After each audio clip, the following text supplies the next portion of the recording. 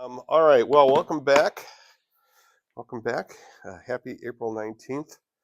Uh, a red letter day. A red letter day in history. It was on this date in 1560 that Philip Melanchthon died. Philip Melanchthon. And of course, we all know who Philip Melanchthon is, right? Yes. Okay. Philip Melanchthon is the guy who took over from Martin Luther. Okay. So Martin Luther, he was Martin Luther's right-hand man. He wrote the Augsburg Confession of 1530, which was the first one of the first real coherent, put together statements of what it meant to be a Lutheran or a Protestant. And so he was the more academic of the pair. He also was big on several of the universities in Germany he founded and helped organize.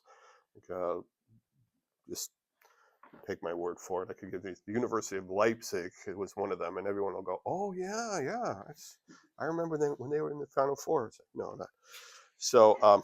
But yeah, be that. But he died. He died on this date. So Philip Melanchthon.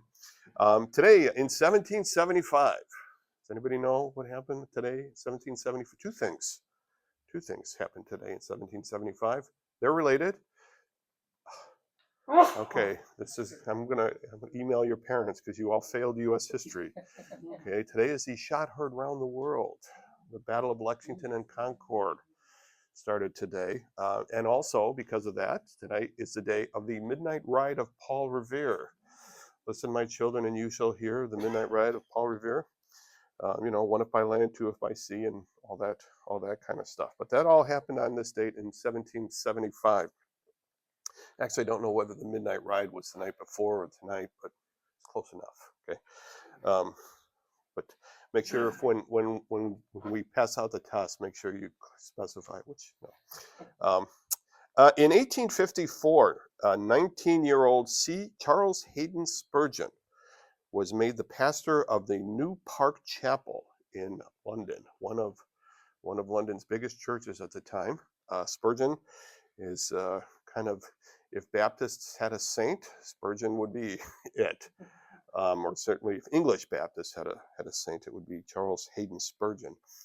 Went on to pastor the Metropolitan Tabernacle Pulpit in London, which is near the Elephant and Castle stop. If you ever get there, has anybody been there? We went there, and it was interesting. We talk about churches, church strategies, and music, and what kind of a screen should you have, and all that kind of stuff. One of the things I remember, we went. It was like Easter night, wasn't it? Yeah, we were in London on Easter, and so Easter night we went to that church, the Metropolitan Tabernacle Pulpit. And as I recall, and correct me if I'm wrong here, as I recall, it was, there's the pulpit and the service. There were a lot of people there. There were several hundred people there, but the service was a guy walked up to the podium and it said, "Okay, we're going to sing hymn 444 or whatever it was," and I mean the organ cranked in, and then the guy just stood there, and everybody, there was no arm waving, there was no fight, nothing, and everybody just kind of sang through the song, and all four verses, and then the guy turned around and got down, and then the guy got up and just started preaching. And I'm like, all right, sometimes I think let's do that. I'm going to run that by Josh and Pastor Jarrett and see, can we go more toward this kind of a model? But be that as it may. So C.H. Spurgeon, started when he was 19 years old, was made the pastor of that church. 4 years later, in 1858, Philadelphia evangelist Dudley Tyng, Tyng, died. He was a farmer preacher, and he preached a sermon shortly before his death, saying something along the line of he would rather lose his arm than fail in his job of presenting the gospel. And he, like a few days later, was in an industrial accident, got his arm caught in a threshing machine or something, and literally lost his arm. Again, It was 1858. They didn't have the medical facilities they do now. He ended up dying, and one of the last things he said, not the last thing, but one of the last things he said on his deathbed was exhorting his brothers to stand up for Jesus. Stand up for Jesus, which was heard, and I did not write the guy's name down, but it was heard by the man who went on to write the song, Stand up for Jesus, you soldiers of the cross. Lift high his royal banner. It must not suffer loss. But that was in 1858 that he died. And then a couple of things that are you may or may not remember. Um, Not exactly glorious moments, but it was on this date in 1993 that the 76 Branch Davidians died. If you remember that with the it was, well, we're still under investigation on that kind of thing. We don't want to say one way or the other. Yeah, still working on that. And 2 years later, this is the day that the the Murtaugh Federal Building blew up. So yeah, it's a great day to be an American. The it's not a funny story, but with when the Oklahoma City, the guy who was convicted of doing that was a guy named Timothy McVeigh, and I went to high school and was in the Boy Scouts with a guy named Timothy McVeigh, and not the same guy. Okay. Um, but I was when I heard when I first was remember in the news and this guy Timothy McVeigh was somebody who had joined the army and had he had gotten into trouble. He got like 18 years old and got in a DUI accident and was told to join the army or go to prison, and so he joined the army, and so he had kind of a reputation. I mean, he was just a guy I went to high school with, and I knew, and actually we were in the Boy Scouts together. But I just remember in 1995 that they were, it was on the news. You remember, guys, the news used to have the news on the TV kind of thing. And they just announced that, oh yeah, the police have arrested Timothy McVeigh. And I'm like, wait, what? Yeah. I'm like, I got to see a picture of this guy, but it's a different guy, completely different guy. So, yeah, yeah. He actually, my mom still, his mom, Tim McVeigh's mom, still is in Bolingbrook, and she and my mom get together. She's like 90 something or other, and my mom is 85, so she's goes to help the old people. The 90 Faye is her name, and so every Wednesday she goes to see Faye McVeigh is her mom. But be that as it may, so that's it for this date in April in history, red letter day. So, all right, today we are going to talk about the book of Ezra and Nehemiah. As my lovely and talented assistant passes out the handout. All right, Ezra and Nehemiah. We're looking at the two books together. Why are we looking at the two books together? Well, because like Samuel, Kings, and Chronicles, the English and Greek books of Ezra and Nehemiah were originally a single book. Okay, and if you look at it, so in the Hebrew Bible, it's a single book, Ezra and Nehemiah. Okay, and that's how we're treating it as a single book. Now, why was Ezra and Nehemiah split and Kings? I don't know. Just maybe they just saw it, and if you read through it, you'll notice there's some points where there does seem to clearly be three separate parts of the book, and I think the video will kind of illustrate that. There's the story of Zerubbabel, there's the story of Ezra, there's the story of Nehemiah. So those three all put together. And interestingly, in the English, Greek, which is the Septuagint, that's what the LXX is. That stands for 70. And the 70, the legend is that 70 translators sequestered themselves and translated it and came out with the Greek translation of the Old Testament. So that's called the Septuagint. So the LXX is always the shorthand abbreviation for that. And the Latin Bible, which is the Vulgate. Okay, so keeping your things. The Ezra and Nehemiah follows the Book of Chronicles. Okay, so like in our Bible, it follows the Book of Chronicles. Kings, Samuel, Kings, Chronicles, Ezra, Nehemiah, Esther, Job, Psalms, Proverbs, etc., etc. In the Hebrew Bible, it precedes it. So the book of Ezra and Nehemiah comes before Chronicles in the Hebrew Bible. Why? Who knows? You know, one speculation is, and the only one I could find was that um, it was accepted into the canon before Chronicles was, if that makes sense. So the whoever were making the decisions about the order of the books said, okay, we'll take Ezra and Nehemiah. We need to think about Chronicles, and so they put Ezra and Nehemiah, and they just never changed the order. Um, this is all interesting, and I just kind of point that out to you because this is again one of those things that are arbitrary. The order of the books, okay, they're not inspired. Okay, so the Bible would be just as inspired if the Gospels were John, Mark, Luke, Matthew, as they are Matthew, Mark, Luke, John. Okay, so there is no, and every once in a while, not often, but every once in a while, you'll hear somebody make a point. Oh, you know, God arranged the book to go this way. No, not really. You know, the Vulgate, and I put the Vulgate because the Vulgate was, the translation was headed by a guy named Jerome, and Jerome is the one who established the order of the books of the New Testament that we have now. So Jerome in about 200 BC, translating the, I think 200 BC, translating the Vulgate, said this is the order that the book should be in. Okay, whatever made sense to him, that was great. Okay, so again, the order of the books is another one of those kind of arbitrary things that, you know, and again, getting back to the idea that we kind of think, you know, just have this vision. We see the Bible and we think it's always looked like this. Okay, it didn't.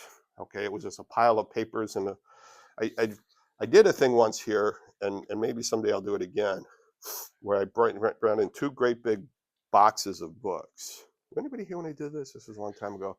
I brought in two great big boxes of books, and they're all kind of related in that, you know. So I start with like like Stephen Hawking's History of Everything, or History of Time, or Brief History of Time. This talks about the beginning world, and then I talk about the, you know, book I've, the decline and fall of the Roman Empire, and a history, and a legal book, and then several battle history books, and just start piling the books on. And then for, you know, when we get to the shorter books, there's a couple pieces of paper. Okay, this is the book of you know, Haggai, and then, you know, the letters are in an envelope, and so you have this teetering pile of books when it's all said and done. And that's what the Bible is. It's a teetering pile of books written in 40 different handwritings on 40 different types of pieces of paper, because different writers, it's a number of writers, kind of thing, all kind of, and then somebody just kind of put it all into the same text and said, okay, these are the books of the Bible. And then somebody later came in and said, hey, let's divide every book up into chapters. And then somebody came even later and said, let's divide all of the chapters into verses. These are all decisions that people made that affect how you read the Bible. So when people say, I just want to read the text of the Bible, it's like, okay, you know, let me see your Hebrew Bible. Let me see your Aramaic Bible. Let me see your Greek Bible without the, you know, and then of course the Hebrew Bible goes from right to left, right? Because that's how Hebrew is written. And the Greek Bible, original manuscripts, doesn't have any breaks whatsoever. Okay, so it's like there's no periods, there's no punctuation. It just looks like a block of, if you look at any like these manuscripts. And so a lot of work goes into it before you get just the text. Okay, doesn't mean it's not reliable, but let's, you know, call it what it is. All right, I'm off of that. I'll get back to the main point. Sorry, I have a couple of side distractions here with Ezra and Nehemiah. Ezra is a Hebrew name. Ezra is a Hebrew name. The Greek name, the Greek translation or the Greek version of that is Esdras, Esdras. Sort of like the Hebrew name Joshua, the Greek name Joshua, Greek equivalent is Jesus. Okay, so the Hebrew name Ezra, the Greek name Esdras. And I say that because there are two books in the Apocrypha called 1st and 2nd Esdras. Okay. Now, the Apocrypha are a series of books, for those that don't know, that have been floating around for 1,500 years, 2,000 years, depending on how you date them, and are some of them the Catholic Church in at the Lateran Council, I forget which one, included the Apocrypha in the original, in the text. So it wasn't until 1500 that the Catholic Church sat down and said, okay, these are the books of the Bible. And they said, there's the Old Testament, there's the New Testament, and then there's the Apocrypha, which was, they said, they had this weird way of putting it, and you have to, that it rises to the level of Scripture or something like that. They don't say it is, they say it's close enough, is kind of, yes. Well, I just wanted to mention with the Apocrypha, because I was raised Catholic, and so was Marty. So we had that in common. But we were talking about it, like, we never remember going to a mass and hearing the Apocrypha readings being read. It was always, like, a lot of times it was a epistle of Paul, and then one of the gospel readings. So it's just, kind of interesting how they didn't. Well, I'm just the point. The point there is that if you get a Catholic Bible, it will include the Apocrypha in it. And in fact, the original King James Version included the Apocrypha as well.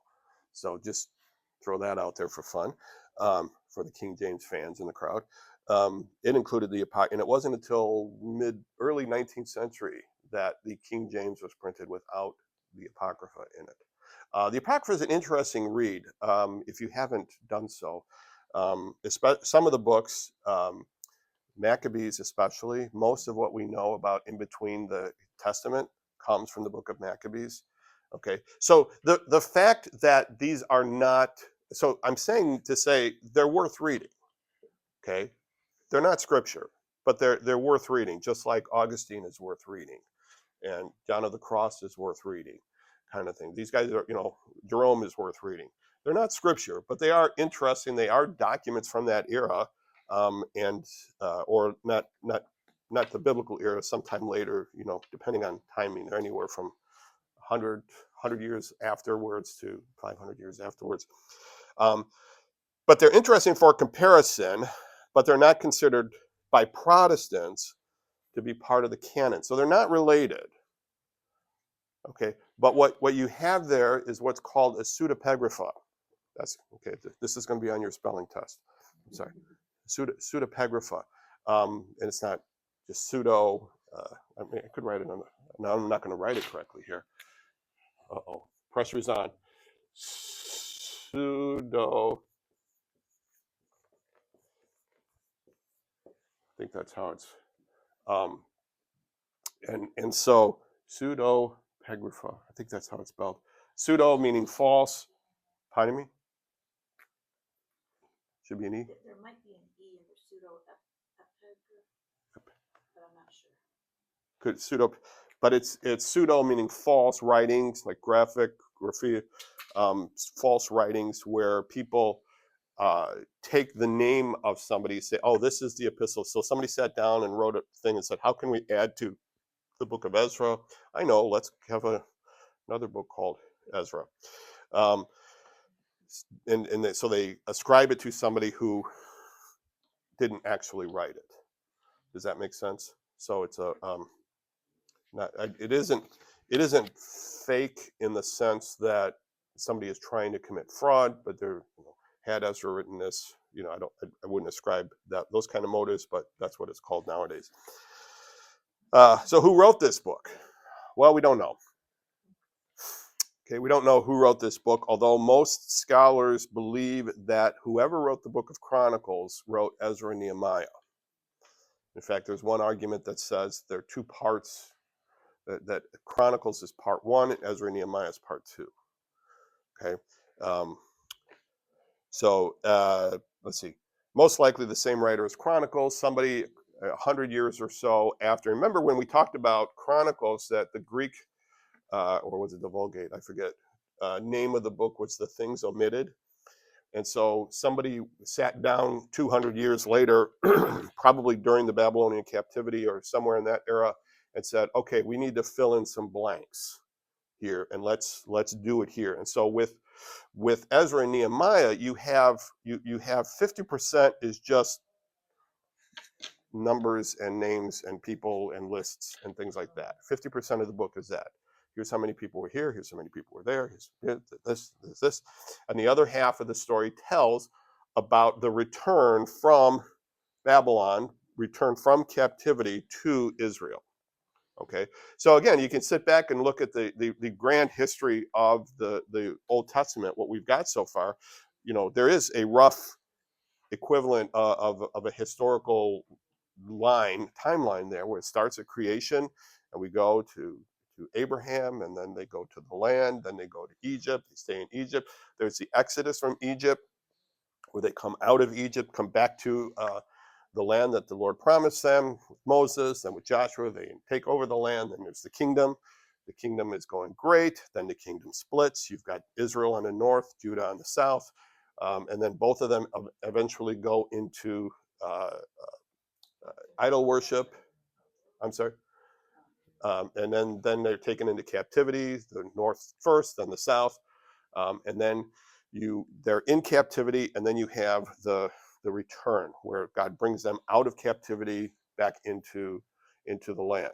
Okay, and then they rebuild the temple. And this is rebuilding the temple, rebuilding the wall. So again, remember what is the central focus of Chronicles? It's the temple, and here we talk about here's the temple being created, the temple being honored, the temple being destroyed, the temple being rebuilt. Okay, so that when Ezra and Nehemiah ends, you have a temple in Jerusalem. Okay, all right. Well, Ed, we've been waiting for you, so now we can do the what happened on this day. I'm just kidding. No, that's kidding. And so you have Ezra and Nehemiah. Then now, when we get into talking about the prophets, okay, so now the prophets are like interspersed among all of these guys, which is kind of get confusing, but I'll save that for that kind of discussion, because you'll have one prophet who's here on the timeline, and then the next prophet in the book. Again, this gets into the weirdness of the order. So, well, the next prophet is actually before the prophet, but it's all right. We'll get through. It'll be great. So we don't know who the author is, but it's likely that there are three writers, and it's also likely that Ezra wrote his story, and there are some first person, especially in Ezra. You'll get past the Zerubbabel story, and then Ezra will say, "I did this, I did this, I did this." Okay, that Ezra wrote his story, and Nehemiah wrote his story, and then a third person wrote the story about Zerubbabel, put them all together, and called it the book of Ezra and Nehemiah. Okay, because even Ezra and Nehemiah are contemporaries. Okay, Zerubbabel is not. Okay, because the book covers about a century in time. So there's the rebuilding of the temple, and then there's the rebuilding of the walls. There's about 80, 90, 100 years in that time period. Okay. Now your vocabulary word for the day is a colophon. I think I'm pronouncing that right. Does anybody know what a colophon is? Well, here's I'll just read it to you. At the end of Second Chronicles, you have this statement from Ezra. I'm sorry, Cyrus, king of Persia. Second Chronicles 36:23. This is what Cyrus, king of Persia, says: "The Lord, the God of heavens, has given me all the kingdoms of the earth, and He has appointed me to build a temple for Him at Jerusalem in Judah. Any of His people among you may go up, and may the Lord their God be with them." Okay. Now let's start the book of Ezra. In the first year of Cyrus, king of Persia, in order, etc., etc., verse 2, this is what Cyrus, king of Persia, says: "The Lord, the God of heavens, has given me all the kingdoms of the earth, and He has appointed me to build a temple for Him, etc., etc., etc." That is a colophon, where you take the last phrase of the previous book and start the next book with it. That will be on your test, along with pseudepigrapha. Okay, I'm just saying, all this good stuff, kind of thing. So, and again, that's another reason that people think that it's the same author, that didn't write them at the same time. Because if you wrote them at the same time, you could have done this. Now we've seen this before. I think we'll see this again. Like there's large sections of Jeremiah that are repeats of Second Kings or something like that. I forget what it is, but we'll see this again as we get into some of the prophets. Then one of the other interesting things about this book, about Ezra and Nehemiah, is that most of the book is in Hebrew, but there are large portions in Aramaic as well. Okay, Aramaic is that other language that gets spoken a lot in the Old Testament or in the Bible. Okay, so it's argued that whereas Greek was the language that everybody wrote in, Aramaic in the New Testament times, that Aramaic was the language that they spoke. Okay, so that what that means is, unlike most Americans, people, educated people in Israel would have been bilingual. They could have read and written in Greek, but they would have spoken Aramaic, kind of thing. Which means, what language did Jesus speak? He spoke Aramaic, and when he spoke to each other, and there's some indications through the Gospels that that is the case. But we'll get to that. We'll get to that eventually. So, what is the purpose of the book? The purpose of the book is to document the return to Jerusalem by showing God working with human kings and governments with the dominant theological idea, and we mentioned that at the end, of covenant renewal. Okay. And it kind of tells the people, so this is written for those that 100 years later or 200 years later, after all of this has taken place. So they, maybe they thought, well, you know what, we got our temple, we're good.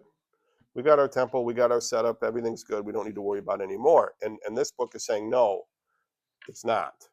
Okay, that's not, just, we can't just legislate our way into bringing back this relationship with God.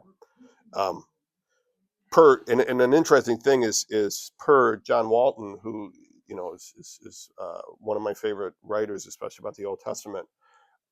He talks about this as being a second Exodus, that how God brought the people out of Babylonian captivity back into the land, like He brought them out of captivity in Egypt back into the land that they were in. So again, I mean, you could argue that God brought Abraham out of Ur of the Chaldees and made Exodus into the land.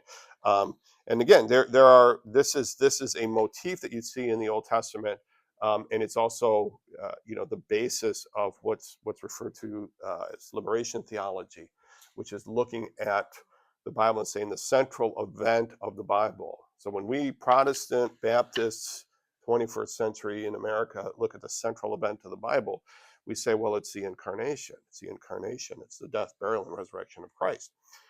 Whereas there are others that who are not American, especially South American and African, look at the Bible and say, no, the central story of the Bible is the Exodus, and that the incarnation is simply another Exodus, God bringing us out of. So it's God is bringing people out of captivity, out of oppression. And so it just, again, it's very big. It's very big in South American Catholic theology, very much so. That is the role of the church. That we get together to overcome the oppressor. And so it's one of those kind of deals that you can't look at a well, you can, I suppose, like a South American church leader leading a revolt against a South American place or Central American, and go, oh well, that's he's just wrong. Well, we disagree with him, but he's a liberation theologian. But it's kind of based on this whole idea of God is bringing us out of things. So Ezra and Nehemiah institute several reforms when they're there. Okay, so we talked about the three things. So you've got Zerubbabel, who comes back and he rebuilds the altar so they can do sacrifices. Then he rebuilds the temple. Okay, but the temple is not as glorious as it was under Solomon.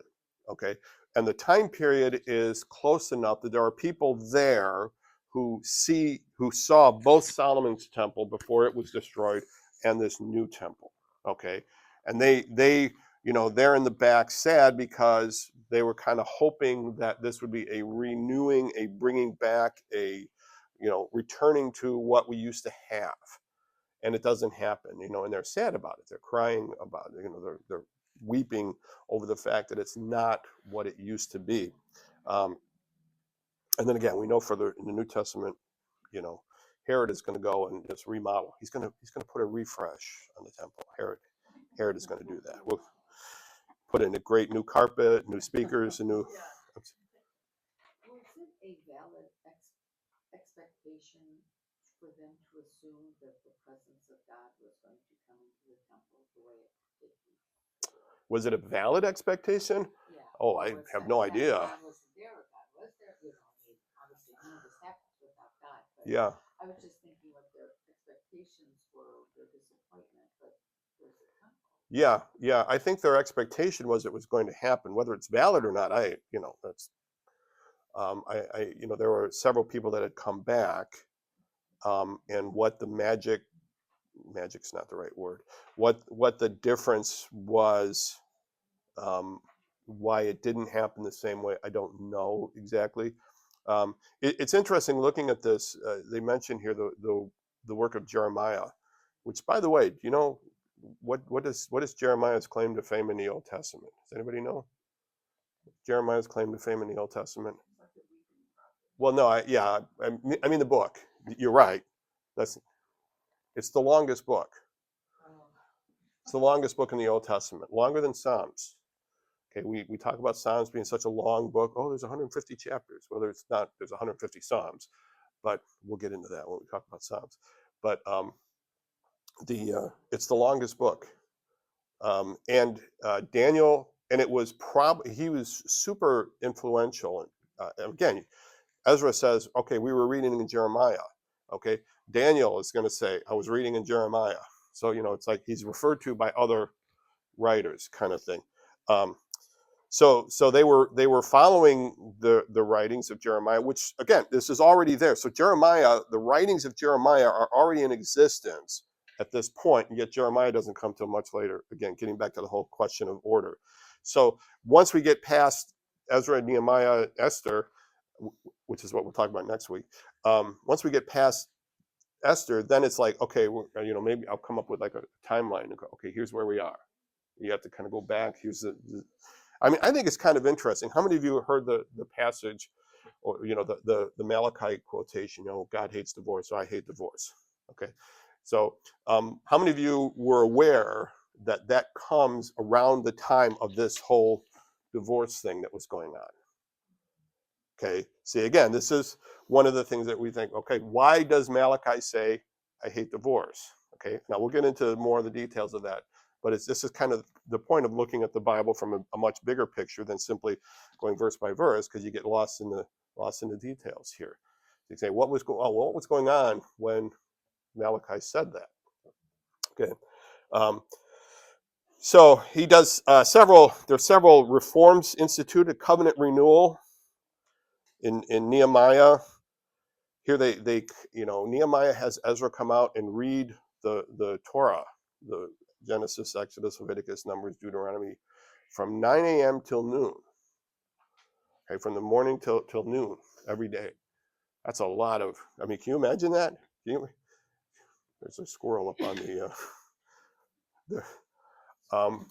no, I'm serious. There's a squirrel. He's right there. Yeah, no. He's up on the fence. I just look out the corner of my eye and go, oh, there's a squirrel helping himself there. Sorry. I'll have to cut that out of the video. But now I forgot where I was. Covenant renewal. 9 to 12 every morning. Every once in a while I'll see, because how the algorithms work on social media, and I'll go through different things, and every once in a while I'll get into this algorithm where somebody, like for preachers, say, if you can't make your point in 25 minutes, you're wasting your people's time, kind of thing. You got 25 minutes. If you can't make your point in 25 minutes, okay. So Ezra's going 3 hours a day for a week, okay, and all he's doing is just reading it out loud. So imagine that. So maybe that's what we should do. Maybe it's like, you know what? All we're going to do is Stan's just going to stand up here and just read the text. Now that would, in fact, be, preaching the Bible. I just preach the Bible. It's like, no, you don't. If you're going to preach the Bible, you're just going to stand up there and start reading and say nothing else, no commentary. But regardless, so covenant renewal. Rehabilitation of the priesthood. Okay, so if you remember in Chronicles, when we talked about when the writer of Chronicles was talking about the people that he was following the Davidic line and the line of Aaron, okay, the priesthood. And now in Ezra and Nehemiah, you see that the priesthood is reestablished. Now, this all sets us up for getting into the New Testament. Okay, when we say, okay, in the new, and actually, I'm going to point that. Do I have to? I think I. Yeah, I'll save that point. Save that point because it's another. So rehabilitation, restitution of the temple rituals, and Sabbath keeping. Okay, again, this is not something that they were really very good at. But by the time of the New Testament, the religious leaders became very good at noticing this kind of stuff, that they created this system with the Pharisees and Sadducees and all of these guys who were keeping track of temple ritual and Sabbath ritual. So why Jesus, like Jesus, had Jesus come during this time, nobody would have noticed what his disciples were picking on a Sabbath day. Okay, but when he did come, they did notice it. Okay, reinstitution of the Mosaic law as the rule for community life. So covenant renewal, rehabilitation of the priesthood, restitution of the temple and the Sabbath keeping, and then reinstitution of the Mosaic law as the rule for community life. Okay, and again, we're setting up for the New Testament. When you see in the New Testament, where did this all come from? Okay, all through the time of the kingdom, you in Kings, Samuel and Kings, or well, Chronicles too. It's like, okay, how do you know whether it's a good king or not? Well, did he keep the rule? You kind of have this very macro look.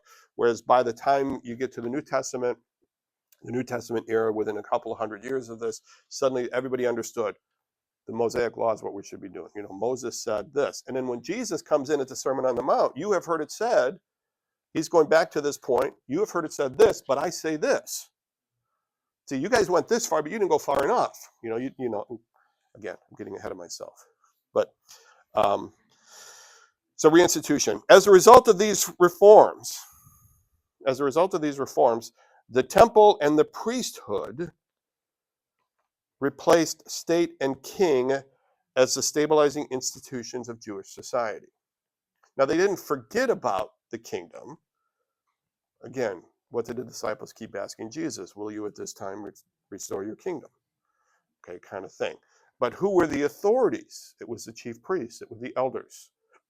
Okay, it wasn't the state and the king, it was the chief priests and elders that all got together after the raising of Lazarus and said, we got to get rid of this guy. Okay, because they became the ruling people, the people in charge of, it's kind of like, do you want to talk to the person, the boss or the person in charge, or you want to talk to, how does that go? Do you want to talk to the person in charge or the person who knows what's going on? Okay, so again, if you want to talk to me about the school, I'm more than happy to talk to you. But if you really want to know what's going on, you need to talk to Julia. She's the office manager. Okay, she's the one who knows what's going on. Okay, kind of thing. That's right, Joe. The principal never really knows what's going on. See, we're just there, get the emails, just wanted you to be aware of this crime against humanity, against my little tyke. Okay, great. So the temple and the priesthood replaced the state and king as a stabilizing institution. The law of Moses became the standard. Okay, and this is kind of interesting. Exclusion became the new byword. Okay, not exactly the word, but the new concept. And again, think of what they're doing here. They're saying, so they're those that came back from exile were the real Jews, we're the real ones. And then the Jewish people that had not gone into exile, when they want to be a part of what's going on, Zerubbabel's like, no, you have no part in this. Why? They're just as Jewish as the people coming back. Okay, maybe more so, because Jeremiah had told them, what did Jeremiah says? Go out, find husbands and wives, seek the goodness of the city. Again, plant. Yes, I'm sorry. Did I forget to mention that Jeremiah said to plant? That's in there. Plant gardens. Yes. Yes. Yes. She has that verse emblazoned on our house, multiple different places, kind of thing. But you're not one of us, kind of thing. Okay, you're not one of us. Even though you're Jewish, you're not one of us. Yes. Because they intermarried with the Canaanites That's one of the reasons. Yeah. That's one of the reasons, and just the fact that they hadn't gone through that experience, kind of thing. And so again, once you get into the New Testament, you see this whole very much unclean. You're not one of us. Why kind of thing. So exclusion becomes the new byword.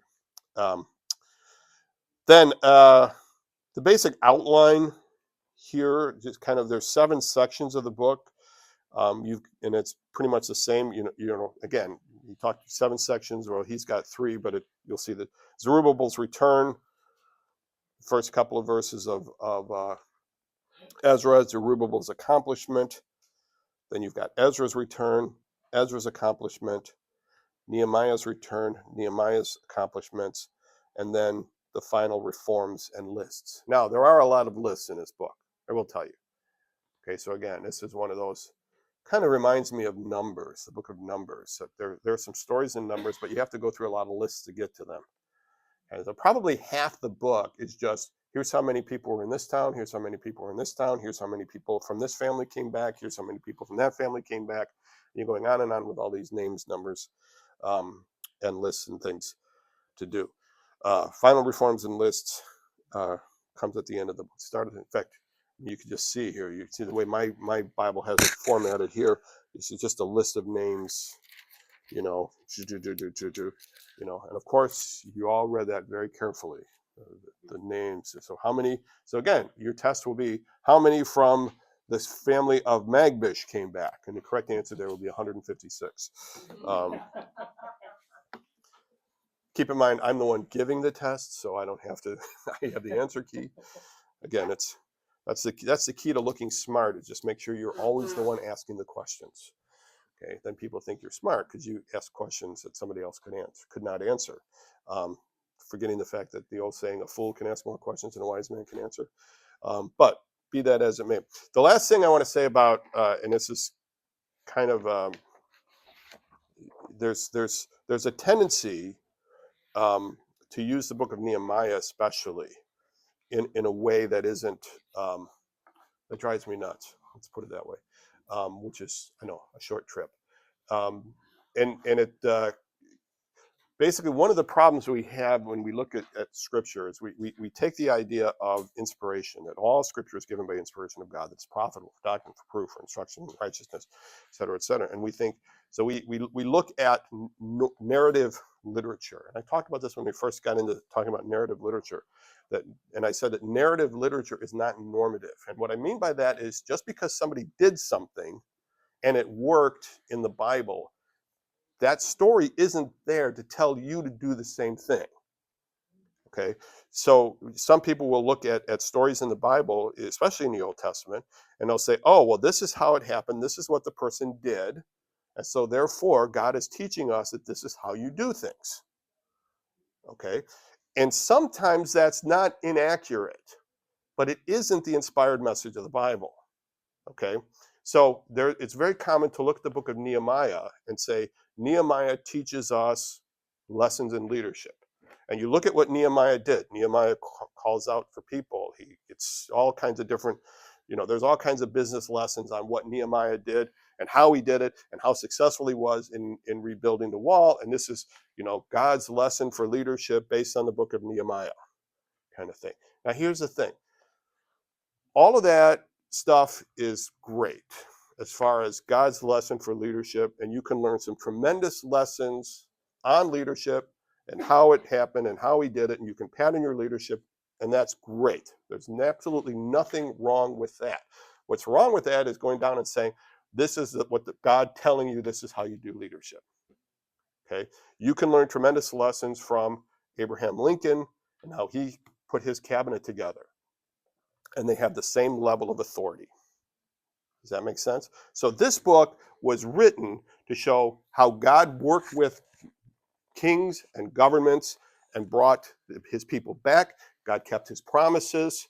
That is what this book is about. That is the message of this book. The message of the book of Nehemiah, the English book of Nehemiah, is not to show you how to be a good boss. You can use the lessons, they're great. Just don't call them biblical. Just don't call them that this is an inspired way. This is how God wants you to lead.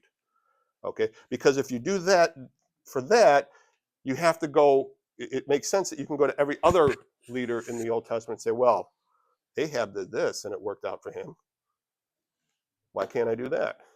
Okay, you see the problem that, again, it drives me nuts. It's like, this is one of those things, and again, it has not happened with here much.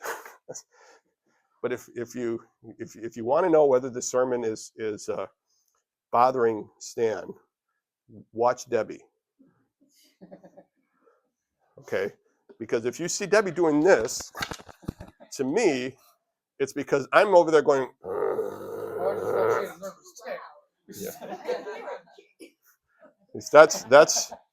That's how you, and that's kind of one of the troubles of, especially with narrative literature and children's, like when we look at the story of the feeding of the 5,000, and we say this boy gave up his food, so therefore you should share too. Okay, well, you should share. Okay, that's good. It's a good lesson to share your stuff. Okay, but that's not what that lesson is about. That's not why that is in the Bible, kind of thing. So, all right. Any questions? My diatribe is over. I promise I'll be very quiet during church today. It's not a promise I've always kept. I'm sorry, Ed. Go ahead. It's interesting to reflect on the Persians freed the Jews to go back, and today the Persians are asking the Jews to free them from their dilemma in Iran. Okay. Yes, and again, the Iranians are Persians. They're not Arabs. They're Persians. I'm sorry, Rebecca. Did you? I don't know what my question was. It's specifically because it's about the people who remained in Israel, Mm-hmm. who were Jewish. They were excluded because they didn't go through the experience. They couldn't prove they were Jewish through family records. Do we assume that they were trying to maintain whatever religious practices as best they could during the time when the exiles were still in Babylon? Do we know much about what those people were doing? No. It's probably all of the above. When if you, again, I'm getting ahead of myself, but in Daniel, when Daniel talks about the exile taking place, it makes it clear that the Babylonians came in and took the top of the cream of the crop, all of the good, the connected people, the people who were smart and handsome and had a lot of potential. People kind of like, well, Tim, but the Ed and I would have been left behind. I'm just kidding. So I would have been left behind. But and so perhaps there was a class piece to it as well. Then you've got the whole idea that there's no temple, so they're clearly not with the temple. They're intermarrying with the people around them, and see how that turned out for Solomon. And then of course they had this experience. I mean, they'd all gone to Babylon, and these guys did not go to Babylon. Okay, so they were not in the captivity. So that was kind of, and again, we do. It's very natural to do that kind of thing. Okay, so again, if you ever, if you've ever talked to somebody that you and that other person has had a shared experience, a serious experience before. Okay, for example, you're talking to somebody. Somebody comes up to you and say, we are approaching our 35th anniversary. Okay, we were married at 6, so I'm just saying. But if suddenly you meet someone who's not married, okay, so if you've been married more than 20 years, you probably had this experience, and somebody who's either getting ready to get married, this is kind of the best one, where they're explaining to you how their marriage is going to work. Okay, have you ever had that experience where you're like, good luck with that?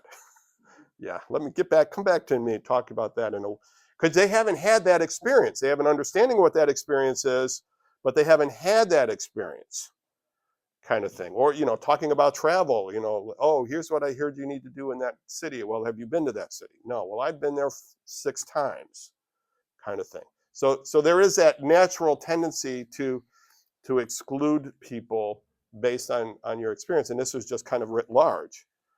I'm sure there's a certain amount of resentment that the people went to Babylon. We're like, well, how come we had to go and not them?